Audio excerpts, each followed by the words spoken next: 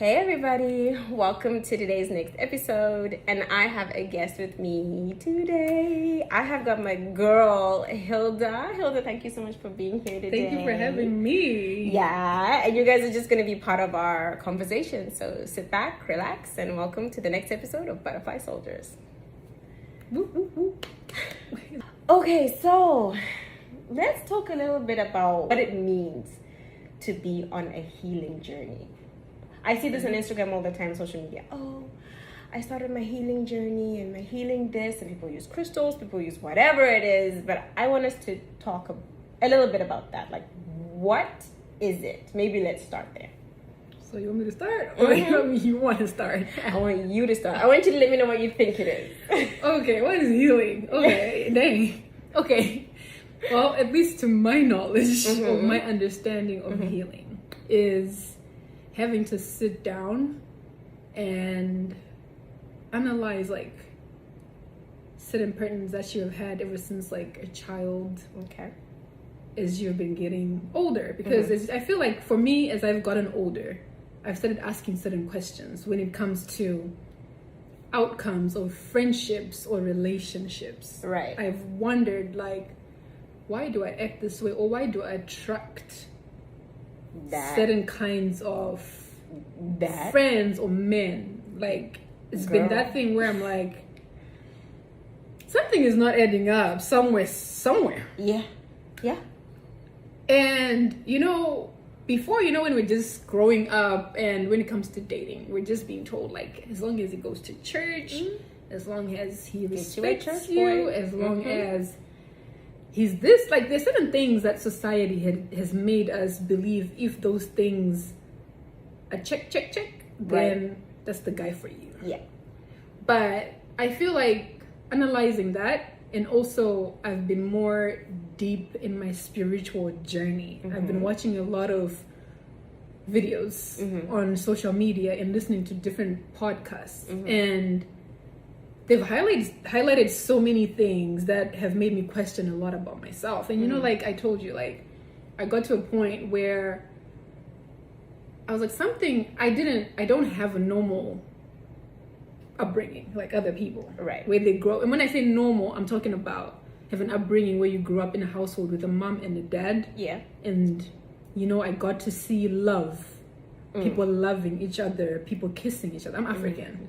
And I think a bunch of African people can agree that even if you lived in a household with a mom and a dad, you never really got to see them kissing, hugging. No. It's only when I came here to the United States and then I got to go to other people's houses, and I'm like, oh.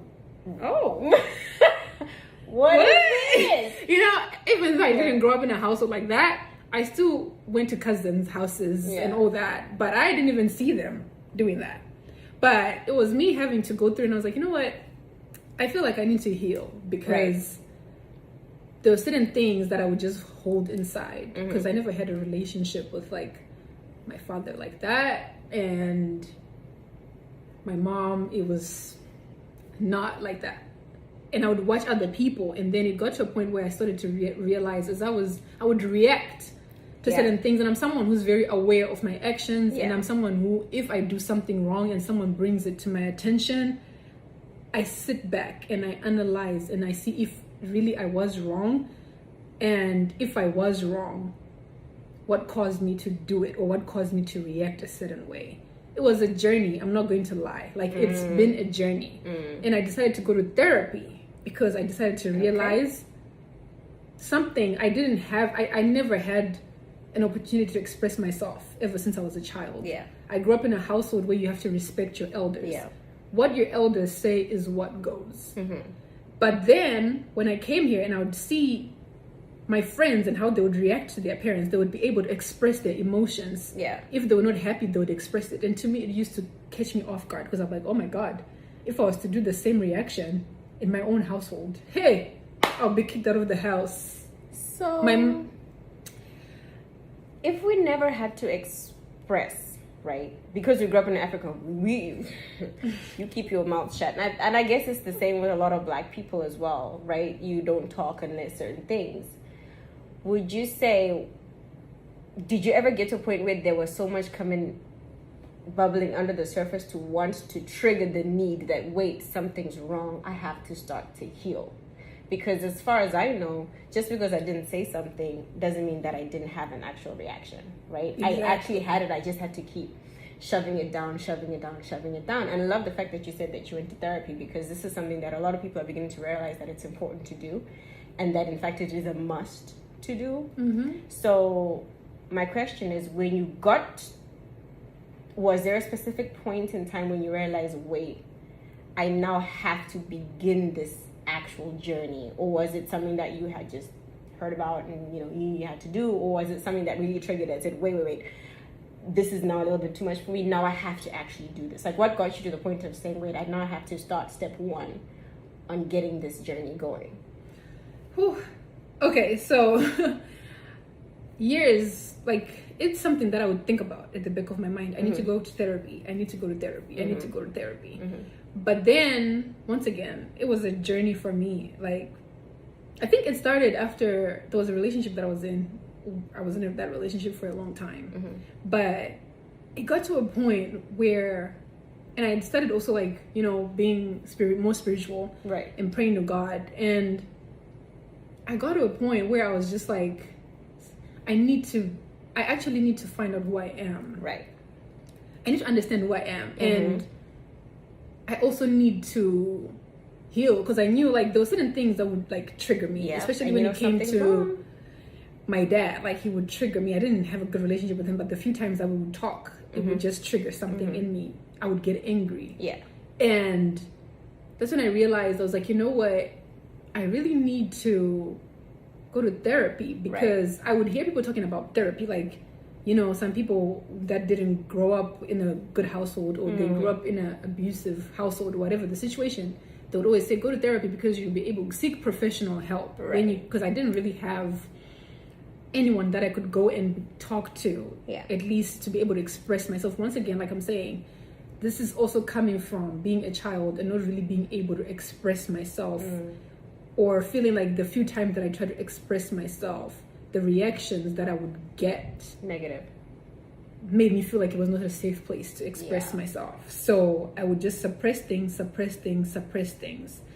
then it got to a point where subconsciously, like, my voice was silenced so long that now that I'm aware of a lot of things, that explains the relationships that I've also had with people. It has also highlighted why certain people have been able to get away with so much, because I never really got to learn how to express myself. But one thing that I didn't realize is I was still expressing myself, but I was just not doing it verbally. I would do it either by body language or by how I would act, because I'm one of those people, I cannot fake things. If I don't say it, you'll see by my expression, you'll see by my actions. Like, you're going to know something is wrong. I might not be able to say it, but you will know. And when I was younger, it used to come with my attitude. Like, I had a bad attitude problem. Like, I just had a bad attitude problem. And people would complain, you're rude, you're this. And at that time, I didn't care, because I was just like, I'm mad. But that's good to know that behind even attitude, there's always something being said. Not always with words, and not always to do with that specific situation. But that attitude carries something. Those feelings you have carry something. We just don't take the time to dig in and be like, wait, where is this actually coming from? Exactly. Or have people around us who are aware enough to know that my emotions, my attitude is triggered by something, and what is it? Now, you spoke about something really interesting about how you were in a relationship that got you to realize, wait, something's wrong now. You know how culture tells us to get over, well, listen, I'm gonna age myself here. I'm not a 90s baby, okay? I'm younger than that. Anyway, where we were told that to get over somebody else, you have to get under somebody else, or like the best way to heal is to move on to something else, and all this. And the older I've gotten and the more serious relationships I've been in, the more I've realized that, wait, there has to be a prerequisite before you get into a relationship. Because without it, y'all are bringing in your crazies. Now, how much healing or how aware should two people be before they get into a relationship? Like, is there like But before we checklist? transition to that, did I answer what is healing? Yeah. I guess maybe because I don't want us to deviate to a different topic before we. I guess maybe because Hilda and I have had conversations sometimes that left me going crazy. Okay, let's go back to that. Let's try and make sure that we've encapsulated what is healing. Like what is that process? What is that? I feel like I'm trying to think of a summarized version of what healing is. I feel like healing is when you're able to look at yourself and situations that have happened in your life, and you're able to pinpoint and admit what you have done wrong. Oh, I like that. It starts with you. It starts with you. Look within yourself. You're not healed if you can look at a situation and you're quick to blame other people. If you're not healed yet, and I want to give you a challenge to know if you're healed. Right. When it comes to like maybe an ex-best friend or an ex-boyfriend. Okay. I want you to think of them. And when you think of them, and when you think of the breakup, either it's a friendship or a relationship, what happens when you think of them? Are you triggered by pain? Are you triggered by betrayal? What are you triggered by? And once you're triggered, ask yourself, who caused it? Okay. The pain. And if you quickly blame someone else, I want you to ask yourself why you're blaming them. What was your part in that situation? What part did you also play? We all play a part one way or the other. Yes, we do. It takes two. We all play a part. And one thing that I've realized, even when it's friendship or relationships, why I say we play a part, sometimes I'm not saying that the reason that somebody cheated is you, but you might also have played a part in ignoring certain red flags. Truth. And you enabled the situation. And then you enable the situation. Or sometimes we have that thing, which I'm not saying once someone cheats. I mean, if you really love them, you can give them a chance. If you want to, that's a personal decision. But even with that, it being a personal decision, when it happens again, don't blame one person and be like, oh, we talked about this and you said you're going to change. You also have to look at yourself and be like, I also made a decision, and now I have to accept that decision, that I decided that he cheated and I went back to him. So when he cheats again, it's not only just him cheating. Yes, of course he cheated. He promised it wasn't, because that was your person. You trusted them that they would change. But you also accepted him back. So you also have to look at yourself and realize, is this something that I want to continue to do in my next relationship, or this is now going to be something that you put as a deal breaker for you? Because at the end of the day, we also need to have boundaries. That's another thing about healing. When you also start having boundaries, and when you're able to vocally express yourself without having to fear if by expressing something you're going to lose someone, right? Because one thing, let me tell you, I've learned the hard way: either you express yourself or you don't. There's going to be something. It's going to be a reckoning at something. Somewhere. It always comes. Now I'm learning that I'd rather express myself. If I'm going to lose you anyway, you're not supposed to be in my life regardless. If I lose you because I express myself, why should I even have you in my life?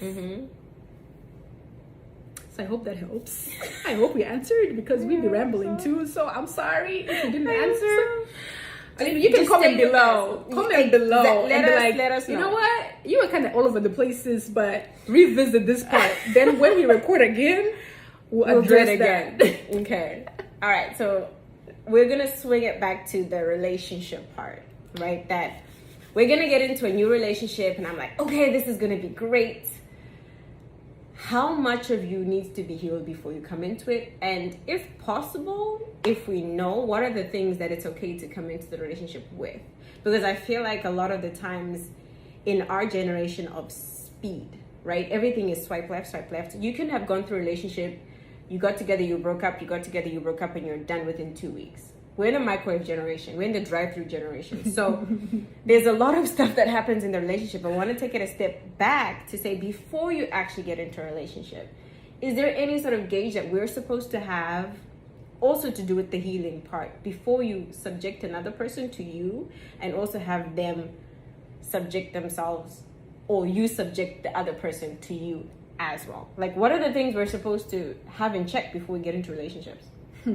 Because I have seen some messes. So personally. You see, That one is yeah, so one thing that I've noticed is what you said, this generation we're in, people come from one relationship to the other. Yep. Actually, I can't even say that. One thing that I've also noticed, like, yeah, I understand, like, when you're dating, they say that you need to keep your options open until someone wants a commitment with you. But I feel like even what has happened is sometimes people have a commitment with each other, but people are still keeping options open.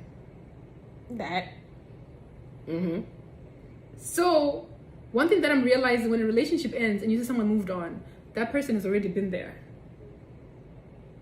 Yep. That person has always been there. He or she was just in the back. But that also now brings a certain thing in your head that you also have to wonder. That means that person, in a sense, was cheating. Right. That means that person already came into this relationship and this commitment with a thought that it's not gonna last. Exactly. They were already somewhere else, committed somewhere else, but were able to hop out and hop in very, very quickly. They already had a backup, so they came into this commitment wanting to be committed to you, but because they already have a backup, they already came with a mindset that this is not gonna work out, and if it doesn't work out, I don't want to deal with pain. I don't want to deal with hurt. I don't want to deal with that. So as I come out from this one, I'm going to this one. So that means that it was not really a commitment in a sense, but it hurts because one thing that I've noticed, either it's the guy or the girl, one thing that I've noticed in this situation, that you're able to tell the person who was all in and the person who wasn't all in. Because when you break up, how you're able to tell is who moves on faster and quicker. And it's not saying that the other person is not hurt, but it's they're hurt, but they don't want to face themselves. They don't want to deal with the emotions. So what they decide to do is to go to another person and go to another distraction, or start talking to multiple people, because they don't want to face the emotions that they have to deal with. Oh yeah. So I would say, when you get out of a relationship, I'll speak for myself, how I am when I get out of a relationship. I get out of a relationship, of course I deal with the hurt, I deal with the heartbreak, I cry. That's a normal thing. Yeah. You cry. Because one thing about me, when I'm dating someone and I'm in a committed relationship with someone, in that relationship, I'm committed. Yeah. I don't entertain anybody. I don't, and I'm keeping it real. Once I accept to be your girlfriend, that's it. I am coming into a relationship knowing we're being committed. We're not dating. There's a difference between dating and being committed. Okay. Yeah. Dating, true. We're just trying to see where we go. And in dating world, you also have to be honest with each other and be honest with one another and be like, hey, we're still dating and I'm keeping my options open. So that means I'm still dating other people while I'm with you. That has to be a transparency that has to go on. And I feel like so many people don't do that. They'll just be like, oh, we're dating. And then there's some girls who literally, they'll say, oh, I'm dating, but I'm dating one person. But you need to have understanding with the other person. If you guys are dating exclusively, it needs to be mentioned. Why I'm saying that? Because it will also help to hold people accountable. Because especially nowadays in this fuckboy world, you don't want a situation where you're dating someone for 3 months and then now you're starting to have that "what are we" question. Once you have to ask "what are we," and it's answered with a "what do you mean what are we?" We're just kicking it. If you have to ask "what are we," you already know your answer. You need to leave. Very true. If it's a "what are we," it's a what are we not? Like, you're not anything. Don't even ask the question. If you have to ask the question, you're not anything. That's why I say it's always good to talk about these things at the beginning when you're dating. Ask yourself these questions. Hey, we're starting to date, but this is how it is. Do we have an understanding? Are you okay with this, or this is not the thing for you? Ask those questions. But isn't this something that I hear a lot? Because I'm like you, I watch a lot of podcasts. I go on to the male ones, and then I go to the female ones, and then I go to the couples. I'm all over the place. I'm trying to get information. Isn't this one of those things that people say when we're dating? Don't ask me that question too soon, because it's like, what do you want to know? It's not a too soon question though. Like, if we're dating, if I go for a couple of dates with you, I feel like now if we see that, I mean, first date, of course, we're still getting to know each other, right? But I feel like after a couple of dates, we're comfortable with each other. At least I can be in a situation where I'm like, hey, are you dating exclusively, or we're still dating other people as we're getting to know each other? But then I think that then means that the ability to ask these kind of questions lets you know the mind frame of who you're coming into this with. Because if you can ask a question like this after a couple of dates, like we're date number 4 or 5, and I'm asking you a question like, hey, so, Where do you see whatever it is, what do you want out of these kind of situations? If the person can't give you a legit answer straight up with the confidence in something coming on, and it becomes why we're asking these questions, we sort of should be messing around. I think for me, that's a sign that somebody's coming into this unhealed.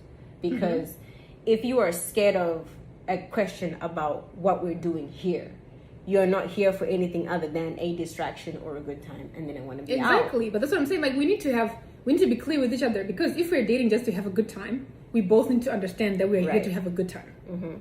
But if I am dating because I'm looking for a commitment and something that's going to lead to marriage, people need to understand that from the get-go. You just need to be transparent, like when you're dating people. Like in the dating world, I just feel like transparency is a thing. And to be honest, one thing that I've also had to learn the hard way, sometimes, that comes that whole healed and unhealed thing. Okay. Even when it comes to dating. When you don't really know your traumas and you don't know what triggers you, and especially like if you grew up and you're not able to express yourself, you're not able to ask questions, because for me, I'll speak for myself, when you would ask specific questions, it will become you're not supposed to ask those questions. You don't ask older people those type of questions. Right. Or if you did ask questions, it would come with an attitude or something. And it would make you not ask questions. It would make you suppress a lot of things. Yeah. So when it comes to, this was when you're young, and if that is not healed, let me tell you, anything that is unhealed from childhood, it carries to adulthood. Yep.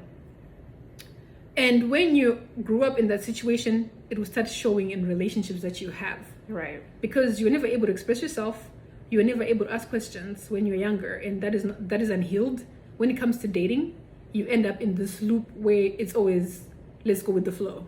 Let's see where it goes. And even when you have questions within you, you don't ask those questions, because your childhood, subconsciously, you don't even realize this, but subconsciously you don't ask questions because now you have a fear of, if I ask questions, then I'm going to get retaliation, or if I ask questions, I'm going to push someone away. And you're uncomfortable of asking questions because of your childhood.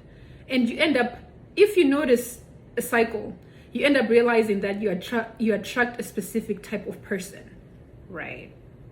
And you attract a person who does not actually like to commit, a person who doesn't like to be asked questions, because you're not healed. So until you heal, you're going to continue attracting a specific type of person and a specific type of characteristic. And usually you attract people that are emotionally unavailable. Actually, to do with that, I heard it somewhere. I might have read it somewhere. I'm always consuming information. Sometimes I forget where it was. But it was basically saying that if you go through life unhealed and not recognizing the things that have kept you in certain loops, you will always attract the thing that you refuse to acknowledge. And the reason why you attract is you attract what you are comfortable with. We don't like that thought because we think, I'm not comfortable with an abusive man, and I'm not comfortable with an abusive woman. But the truth is, you can be uncomfortable. You can be comfortable with toxic. Because if that's what you've known for such a long time, you are actually comfortable there. So you'll know something is wrong. I keep attracting the same man, but that pattern has sat with you for so long. It's now on loop, and it's what you keep attracting over and over and over again. So that unhealed thing is possibly what's keeping you in that cycle of, like, it's the same man with a different name, same man with a different skin tone, same man with a different age group, tax bracket, everything, but it's always the same kind of relationship. And if you don't heal from it, you're going to keep attracting the same thing. And then you have girls that will always say, I don't know why, but my relationships always end up the same. Or why is it? I don't know why, but it always seems like we're getting somewhere, but then something happens. And it's always like it's the same thing. It happened again, and it happened again, and it happened again. And when you have those things, that's when you have to, that's what we're talking about healing. That's where you have to really sit down, because if you're spiritual, this is when you have to ask yourself, what is God trying to say? Or what is God trying to show me? Because I got to a point where I was tired of certain cycles. Right. I analyzed myself. Mm-hmm. And there's certain things that I was like, okay, this is not making sense. I feel like I'm going I'm on a wheel and we're just going same way. Same way. I'm even tired of it. I'm tired. Mm-hmm. I'm tired. My life, I did not come here to be planet Earth, to be in this hamster wheel. I'm just on the hamster wheel and it's not going anywhere. I have desires. I have things that I want to accomplish in my life, but I'm just stuck in a cycle and it's not ending.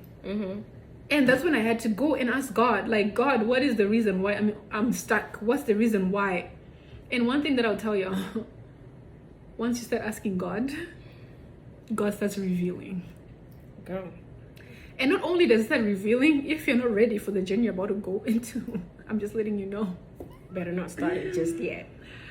You better not start it yet. But for me, I started doing certain things blindly. But then one thing about it too, when God is an assignment for you, even if you're not ready, certain things will make you be ready. And sometimes even if you're not praying certain prayers, you go in a certain way. And unfortunately, most of the times, the way that I've had to learn things has been out of pain. I've gone through certain situations that were painful, that it led me to kneel down on my knees and literally say, God, I don't ever want to experience this ever in my life again. How do I see that I don't? I'm stubborn, guys. I'm a stubborn person, and I'm one of those people. I want things to go my way. Yeah. And if they don't go my way, I'll keep trying until they do. And God knows us. He knew us before we were in our mother's womb. He knows us. But one thing about God too, He works with you and He will humble you. He knows you're stubborn. Those situations, if you're a stubborn person, He will continue to watch you go through those situations and you continue to be bloop, same position, until you're like, you know what?